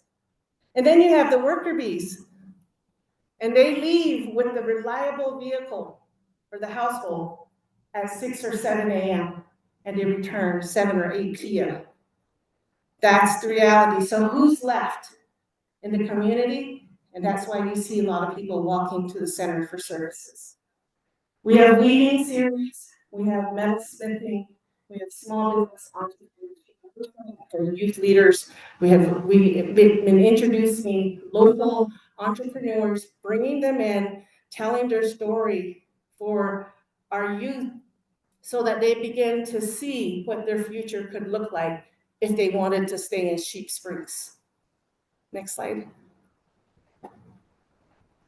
The youth are extremely precious to me and should be to all of us as our future resources, leaders, and the generation yet to be born. So you'll see here, we bring in youth motivational speakers, peer-to-peer communication. The 3 in the corner with the blankets are the first 3 youth services through the workforce program, their work sites were in Sheep Springs at our center. Before that, the youth did not know that the workforce program existed, nor did they know they were eligible. And so we did an orientation and we encouraged them to apply from our center. Our business center has internet satellite And so we have the computers ready, and they went in and applied, and these three were first. And they learned to be entrepreneurs, and they chose sewing, and they learned how to sew. And it was just wonderful. Miss Destiny goes to school in Los Angeles. Tayshawn is studying law at WIOA, and Trayton was a sophomore in high school and just full. So the potential is great if we continue to mentor. And then we think things like cultural workshops, sand painting, starting as young. I've seen a baby 3 months old come in, and she's now 3 years old and participates in our workshop. Next slide. So as a community center, we really engage closely with the local leadership. We are visible in the community. And then we continue to bring in the local entrepreneurs to share their gifts and talents in the community. Slide. And then food sovereignty is another issue. We have a community healing garden, and we grow our own food. Like I said, we restored 2 dormant cornfields, traditional cornfields, and we taught them how to make like steamed corn, kneel down bread, yeast rolls in the traditional bread house in the corner. And let me tell you, as we were building that, this is a local elder, and the kids were like, "What are we doing? What are we making?" And I said, I don't know if you're going to ever find another job where you get to play in the mud and still get paid. So let's do this. And so they built it. And traditionally, when you finish the bread house, you start the fire and you get your dough ready. And we made yeast rolls, oven bread this day. But at the end, our students were like, "Wow, how come my grandma, my grandpa, my mom and dad, they don't have one of these?" And I said, "I don't know, but we can help build one for you if you want to." And the first thing they said was, "What? Can we make pizza, Roberta?" I said, "Of course." Right away, we made pizza that Friday, that same week. We also made pork roast, turkey, and then the community elders, they started using this bread house to make bread for the local ceremonies in the community. And we didn't know that something as simple as a bread house could really bring the community back together. Next slide. Okay, so that was my year 1. Year 2, my prior life came back to surface, came back to life, didn't haunt me. So I spent 30 years working in Indian housing for the Department of, with the Department of Housing and Urban Development in the tribal housing program. I started as a maintenance worker. I finished as the CEO and left. I went to work for the Navajo Nation for the very first time as the department manager to run the entire Navajo workforce development. We had 9 field offices. It's pretty scary being an elephant in the room because now we've got the largest grant allocation. That is where I got my first taste of what it means to help people at the grassroots level. I had to restructure the whole program during COVID. I was there then. I also worked for the Tribal Utility Authority, the only multi-utility authority in the country owned by a tribal nation. I worked for them. I worked in the general manager's office. I also worked for Navajo Times as an HR director. And my mom fell ill. And with tribal communities, people ask you why you want to go home. They don't understand all this experience, and I wanted to go home to take care of it. I took care of my mom. I found a job. I quit my Navajo Times without any other job. I went home to take care of my mom. And these guys called me. And they hired me, and I was from home. So I could leave at 7:50 and still be at work at 8. before 8, mind you, and I can leave at 5 and be home at 5:05 to start dinner. That was insane for me. And so in hindsight, I think, what was wrong with you for traveling over 120 miles a day working in Winter Rock? But on January 18th, 2024, my mom passed. And everything changed in my life. And then her legacy. She was a single parent. You are looking at a poster child for federal assistance. Everything you can think of, I was the youngest in my family. So go figure, I would work for HUD, live in a HUD home. You know, we had to live without electricity sometimes. Go figure, I work for the utility authority now. And then I would come home because of one thing. Is I love finding solutions, creating opportunity for people. And everybody deserves the treatment. Everyone. And I say that with all due respect to the leadership in the room. My grandma, who has to hitchhike to the senior center, deserves my 110% every day. So this year, my former life came back to haunt me. And I have no my workforce hat popped up right away. My Navajo housing came up right away. My utility side came up. And then my HR experience with Navajo Times. And after seeing and meeting all the wonderful people, automatically I went back in that rut. It's a good rut, by the way. There's only 11 jobs. People need to work. They need skills. If you drive through Sheep Springs, it doesn't look like much, but guess what? New Mexico Department of Transportation is there maintaining that 4-lane highway. They have over 200 tribal homes that need maintenance workers. At least 20% of them are vacant. So I'm going to build a workforce. That was my mindset.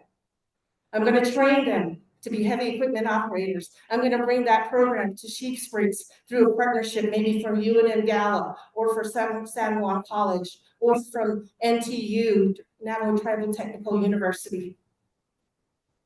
And I started reaching out and I started teaching more work readiness. So overall, we had about 12, 14 students and community members working last summer under the workforce program, adult and youth, work experience. So I started teaching the classes that needed to be taught. The work readiness, the resume writing, the job search, the interview skills. Almost anybody who's a case manager in here knows what that's like. And I went to work. I was no longer had my barriers, as you all are presenting today. You're using, I see everything that you said in your plan.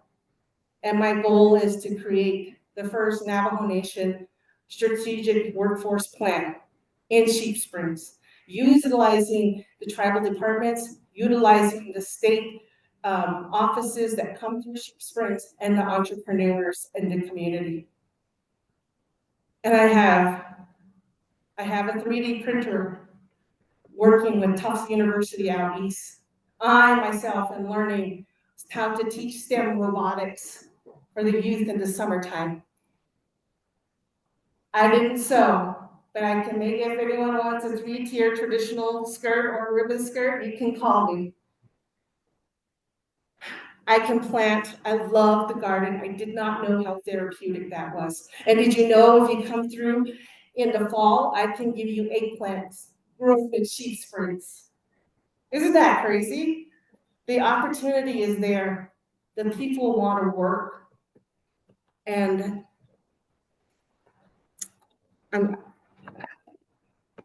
I have people like Destiny, Kayshawn, Lyle, Lance, David, Trayton, Louise, Kyle. These are individuals who have helped me through the workforce program rebuild and make positive impacts in Sheep Springs. They are willing to sit through orientations and learn all over again. And they share their career vision, their educational goals with us. And I'm blessed with a couple of things. I'm very patient. And my late mom says, you know, the saying, you watch out for the quiet ones. I think I'm one of those. And then when I start talking Navajo, that means my patience has run. And I said I start talking Navajo because that was my first language. That's one of the barriers that you're facing in the beautiful state of New Mexico because of diversity.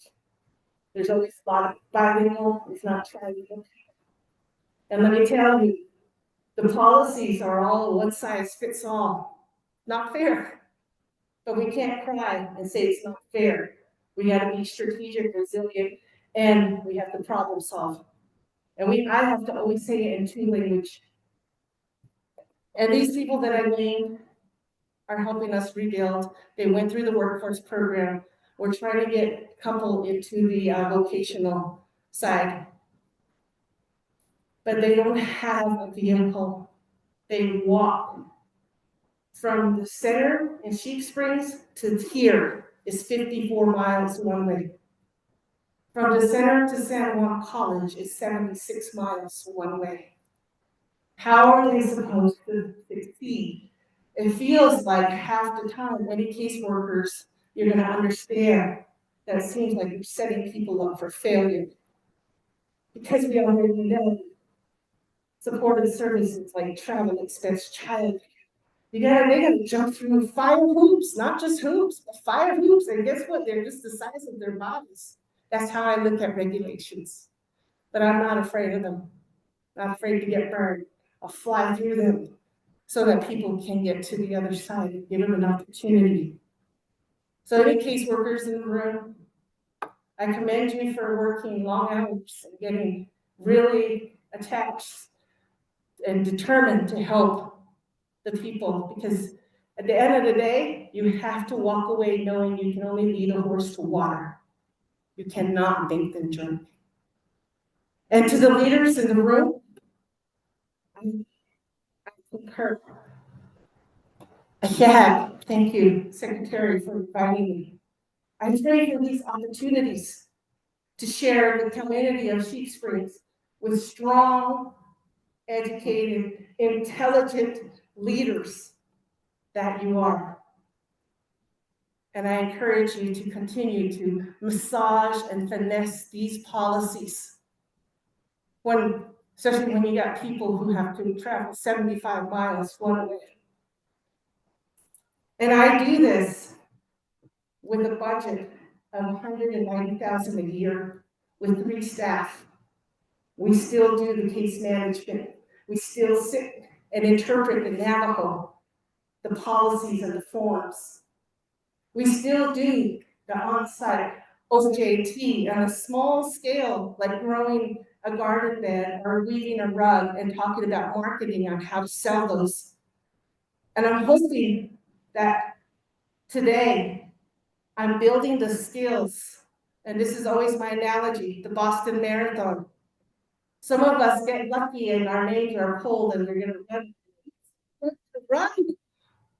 But we never start at the starting line. Those are reserved for elite runners, professionals. But my name was drawn, and I've been running, and I can finish this marathon in 2 hours and 20 minutes if I was to start when the gun went off. But I don't start, because my name was drawn, I start an hour later if I'm lucky. I finally move to the start, and I go. So my time in the Boston Marathon goes over 4 hours. I don't think I had a fair start, but who cares? I finished the Boston Marathon. Roberta, That's what I see in our community, to say, I'm getting them ready for all of you. I'm getting them ready for Bruce here, who talked about he needs 400 people to run and have a vision for Gallup. Because I'll tell you, majority of the people who live in Sheep Springs will come to Gallup looking for work. And the board here who presented their plan, I can tell you, there's going to be members of the Sheep Springs community coming looking for service under this board. So thank you for serving them, each and every one of you. We're going to continue to plug away and get them ready because they're not quite ready. Their life skills need some help. We teach leadership, we teach customer service, we teach work etiquette, HR policy, in addition to what we already do. So I just wanted to share a little bit about what the center does and the challenges. I love a challenge. If Veronica said, you're not enough, you can speak because we're having issues with the media, I'll say, who needs a microphone? I can talk loud because it's really important, the work that you do. And I have to say from the bottom of my heart, thank you for what you do and continue to bring service to the people. Yeah. Roberta, thank you so much. I think it's been so important that you tell us and explain to us the struggles that the people in your community go through to get even just the most basic of services.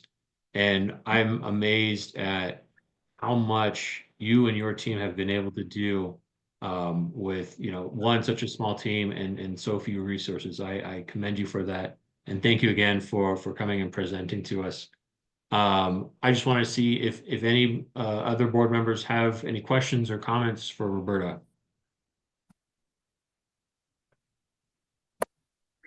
All right, I'm not hearing or seeing any. So once again, Roberta, thank you so much. I appreciate your time and coming to visit us and letting us serve the community. And thanks again for bearing with us on our technical issues. Mr. Alpha, this is Greg. I just want to thank our presenter for this presentation and to mention that for the vocational rehabilitation program, the Commission for the Blind and the Division of Vocational Rehabilitation, we work in very, very close partnership with the Navajo Rehabilitation Program, the Office of Special Education and Rehabilitation Services, headed by Paula Finas. We do a great job working with her. They do a great job with that program. And also for the Commission for the Blind, we did sponsor the Navajo Times on our newspaper reading service. So we, as a result of that, have made the Navajo Times available for people who are blind or low vision or have a disability that keeps them from being able to read print. And we're also in the midst of working on a project to make the Navajo Nation, or the Navajo language today, available to screen readers or through speech synthesis. So if you hear synthesized speech, which is so prevalent in our environment, we're initiating or working on a project to try to make that available now through the Navajo language. So just wanted to mention that. Roberta, thank you for your presentation. Thank you, Greg. Any other comments? All right. With that, let's move on to our next item. And in the consideration of time, Secretary Nair suggested we can just move the DWS updates to our next meeting. So we'll go ahead and do that.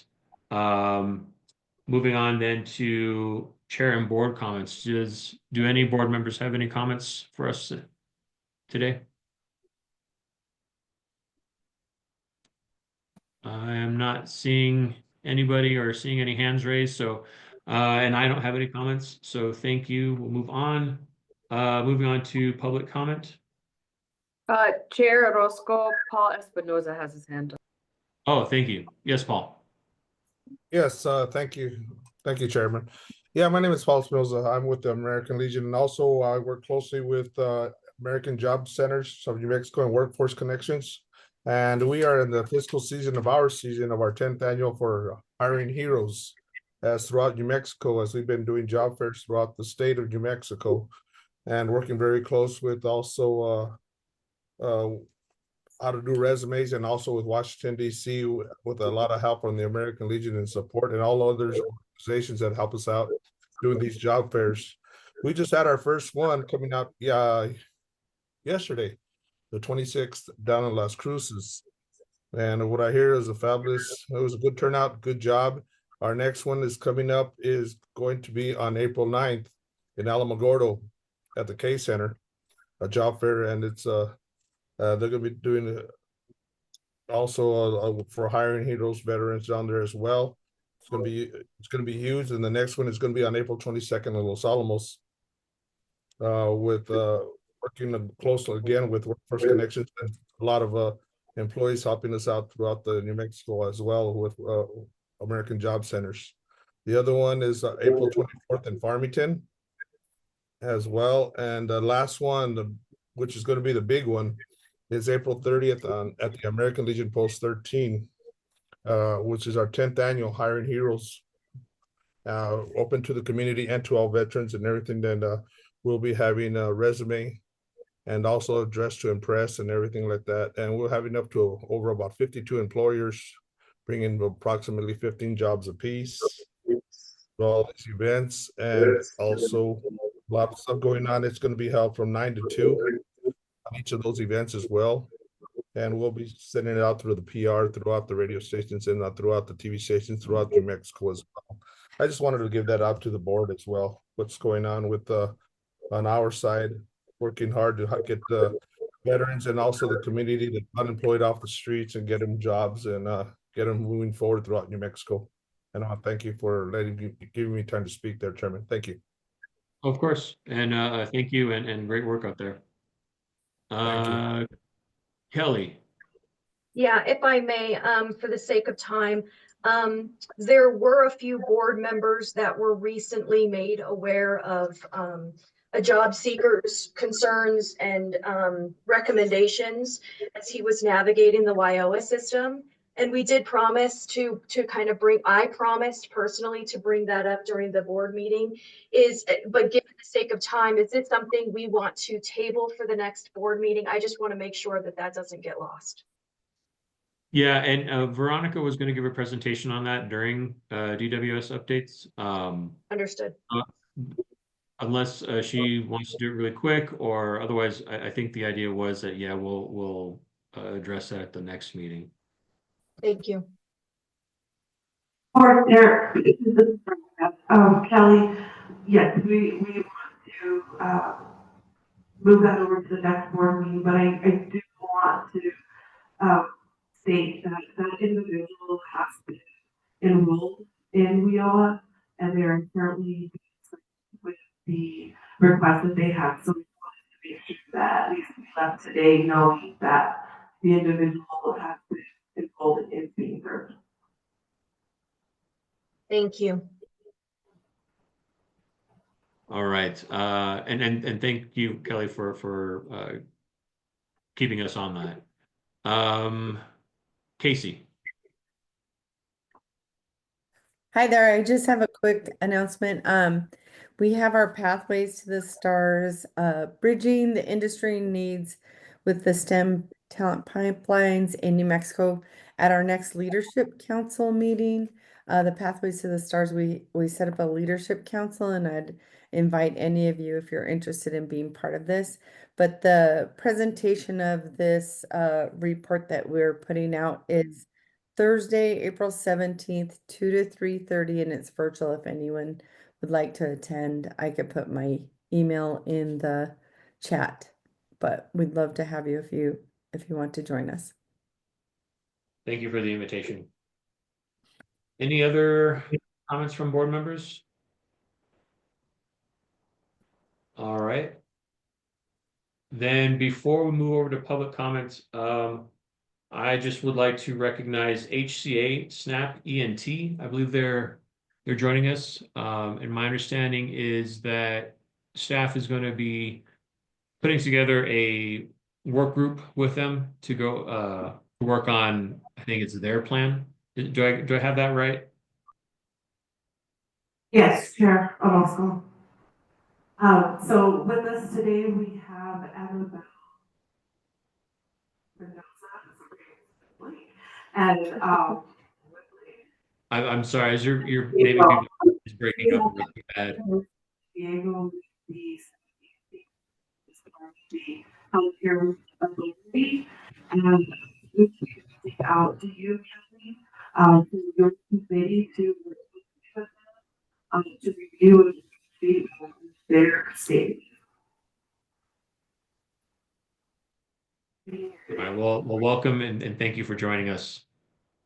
Okay, let's move on. I believe we've got public comments. We have somebody who would like to make a statement or something. Chair, we can no longer. Thank you. I'm sorry, they're not there anymore?